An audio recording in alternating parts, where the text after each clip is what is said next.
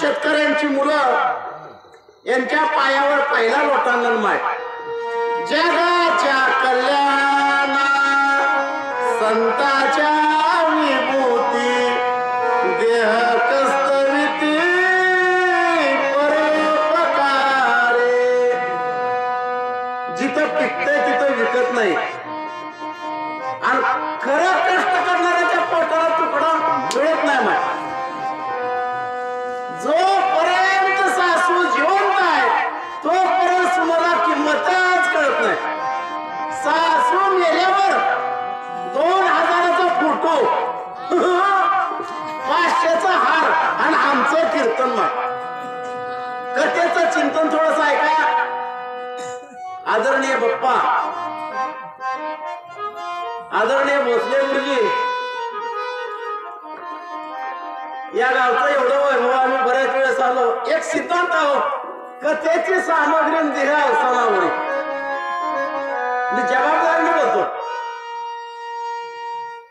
चुकला असेल तर माफ करा जोपर्यंत तुमच्या सामर्थ्यात जोपर्यंत शक्य तोपर्यंतच कथा भरत कुठे गेलो भरत आलो त्याला त्याची उदगीरच्या शक्ती सांगितलं महागारी मोठं फिरलं की नाही जायचंच नाही छंद सोडून द्यायचा माय आणि माझं नाव घ्या म्हणून आम्ही कधीच गेलो नव्हतापर्यंतचा काळ गेला तुम्हाला सांगतो कथेचं चिंतन ब्रह्मपत्रातला 4था अध्याय आतापर्यंत भगवंताच्या स्वरूपाचं वर्णन दादानं अतिशय सुंदर केलं रसाळ भाषेत केलं म्हणून पहिल्यांदा कौतुक आनंद वाटावा तुम्ही आम्ही सांगायचं काय आनंद घ्या आनंद द्या पण जर पाहायला गेला तोंडाकडे तुका म्हणे मोडकी गोवरील तैसी दिसे की परमार्थात नाही बा चालत ती परमार्थाची लक्षणं नाही ती कथेचं अनुसंधान आहे माझ्या मारुतरानं एवढं सुंदर वर्णन केलं अखिल कोट ब्रह्मण नायक रामरायाचं सीतामाला एवढा आनंद झाला वा वा वा जसा राम आहे अगदी तसाच लक्ष्मण सुद्धा आहे दोघात बदल नाही ते आतापर्यंत ते सांगितलं काय निर्गुण सांगितलं काय सगुण सांगितलं आणि गंमत दादा अशी आहे नुसतं निरसं दूध पचत नाही त्याच्यात थोडं प्रमाणात पाणी घालावंच लागतं तर जमतंय का दुसऱ्या घोटाळाच होतंय वाचा महाराज आईच्या हनुमंते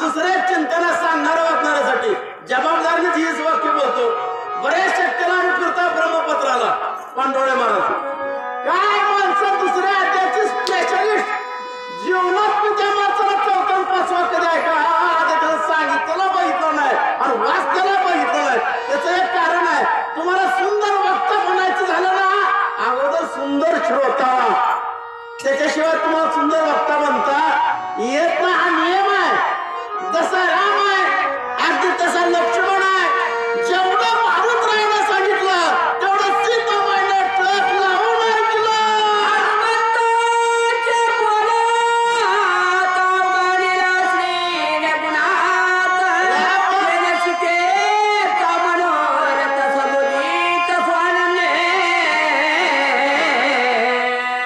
सीतामाईला मारुतराय सांगत असताना आहे दादा, प्रत्येक शब्दात राम आहे आणि त्याच्यामुळे सीतामाईला आनंद झाला.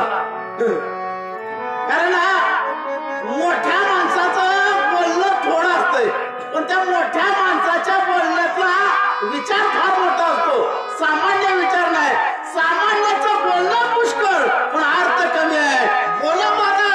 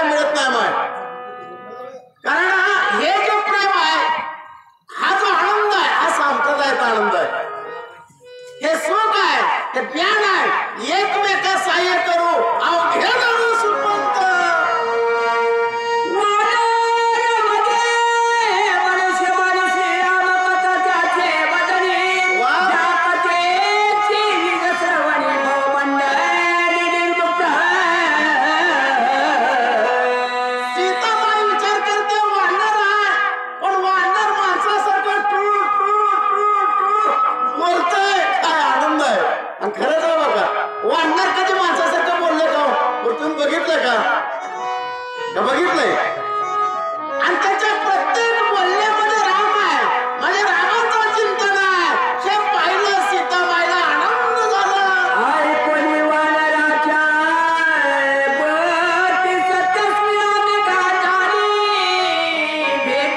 वा वा वा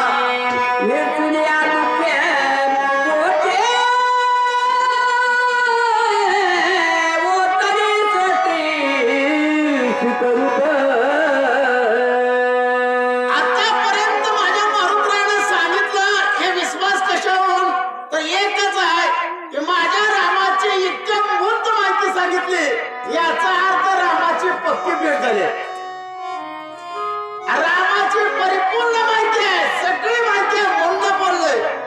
आणि माहिती असेल तरच बोला बघा, मग तर सगळा घोळ होतोय. मग तुमच्याकडे आलतं का लुगडी नेसवाच?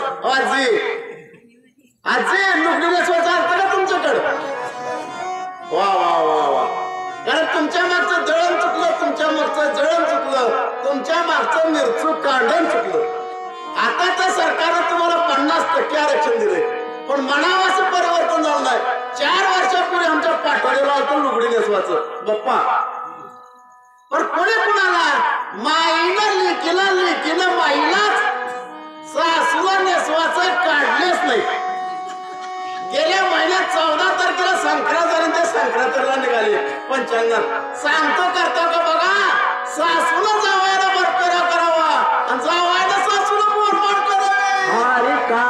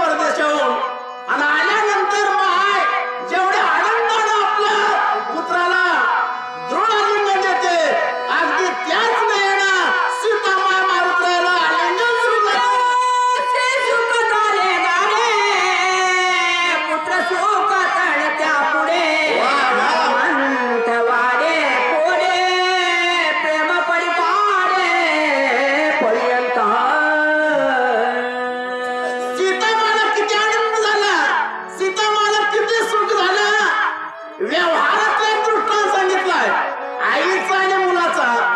पण व्यवहारातलं सुख नश्वर आहे आणि परमार्थातलं सुख शाश्वत आहे. अगदी जसं आई मुलावर प्रेम करते याच्याही पेक्षा प्रेम मारुतरावर सीता करू लागली.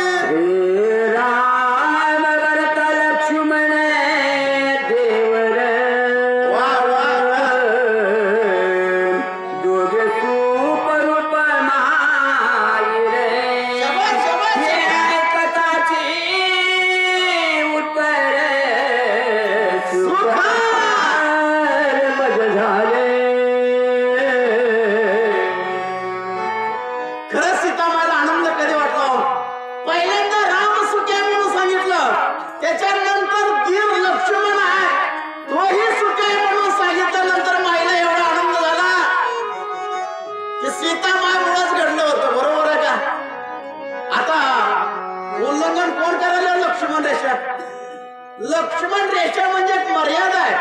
मर्यादेचं उल्लंघन कोण करायले? राजा रावणाने केलं का मर्यादेचं उल्लंघन? जाणकार मंडळ तुम्ही ऐकणारे. राजा रावणानं लक्ष्मण रेषेचं उल्लंघन केलं नाही, लक्ष्मण रेषेचं उल्लंघन सीतेनं केलं. आज रोजी तोच प्रकार आहे. त्या काळात एक रावण होता, आज घराघरात रावण आहे. जाणार तर कुठं? तरी सुद्धा माता मावल्याला माझ्या विनंती आहे, घाबरायची गरज नाही. बाहेरून येणाऱ्या रावणाला जर रेषा जर उल्लंघन करून मध्ये या लागला त्याला सांगायचं सारे भारतीय माझे, घाबरायची गरज नाही माय. म्हणून एक नियम आहे, सीता माय व्यवस्थित राहिला की सगळं नीट होतंय. लक्ष्मणाला माझ्यामुळे त्रास झाला, पश्चाताप भोगावा लागला आणि लक्ष्मण दीर सुखी आहे एवढं ऐकल्यानंतर आनंद झाला. माझ्या येते सामाचा पाठीच रामाची कथा. वा वा वा वा, आज ऐकले तुझे वाट पोटे. धन्य धन्य धन्य प्रते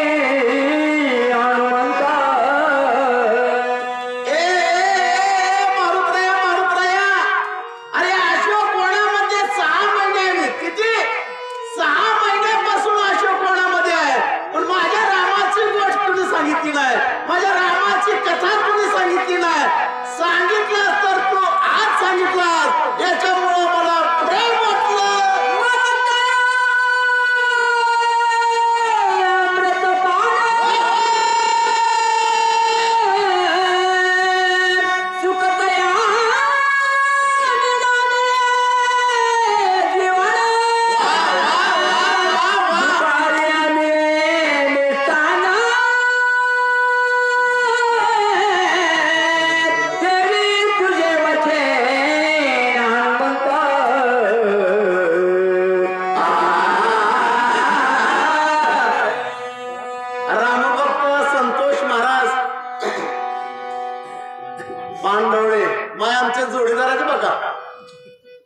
बाप्पा भोसले गुरुजी, संतोष महाराज यांनी वाचणाऱ्याला 50 रुपयाची दक्षिणा दिली, सांगणाऱ्याला 50 रुपयाची दक्षिणा दिली. भगवंताचे त्यांना लाख लाख कोटी कोटी आशीर्वाद माय. आणि देणाऱ्याला एकदा आशीर्वाद, न देणाऱ्याला दोनदा. आता नसल्यावर कसं करावं? पण पर्याय हाय, उसनं घ्या आणि घरी गेले ज्याचं त्याचं द्या. आता करील बसताल बांधणं. भगवंताचे त्यांना कोटी कोटी आशीर्वाद. ओवीचं चिंतन सांगितलं, सीतामाईला आनंद कसा झाला, प्रेम कसं झालं. एखाद्या वेळेस माणूस मरा लागले आणि त्याला बरोबर अमृत मिळावं, त्याचा जीव तसा परत यावा, किंवा दुष्काळ आहे, अन्न अन्न अन्न म्हणून माणसं मरा लागले आणि पंचपक्वानाचं भोजन मिळालं, त्याला जसा आनंद व्हावा अगदी तसा आनंद सीतामाईला झाला.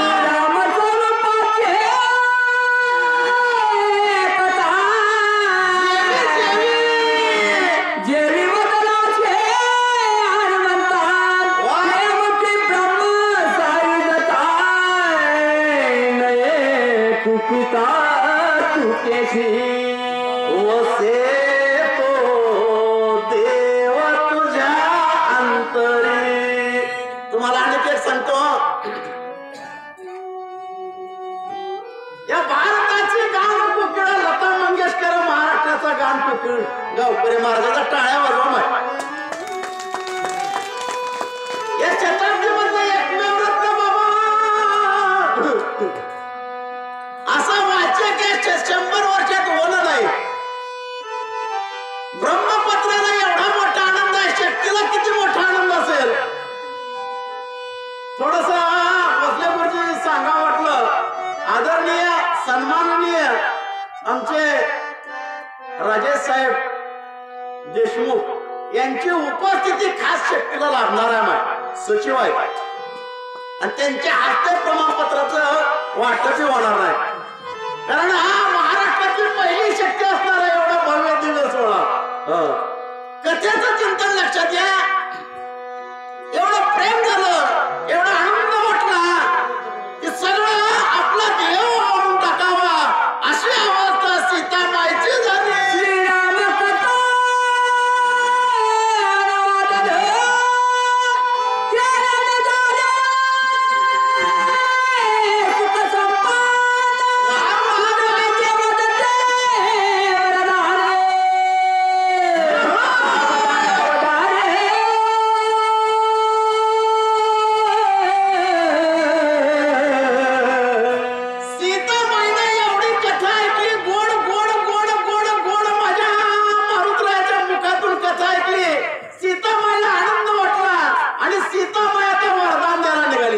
वरदान म्हणजे आशीर्वाद. काय काय आशीर्वाद देतात पुढे ऐका. हनुमंता होई चिरंजी, वा वा वा वा, ते जीवित्व ज्ञानानुभवी, ज्ञान विज्ञानवा सुख संपवी, श्रीराम पदारी वैभवे.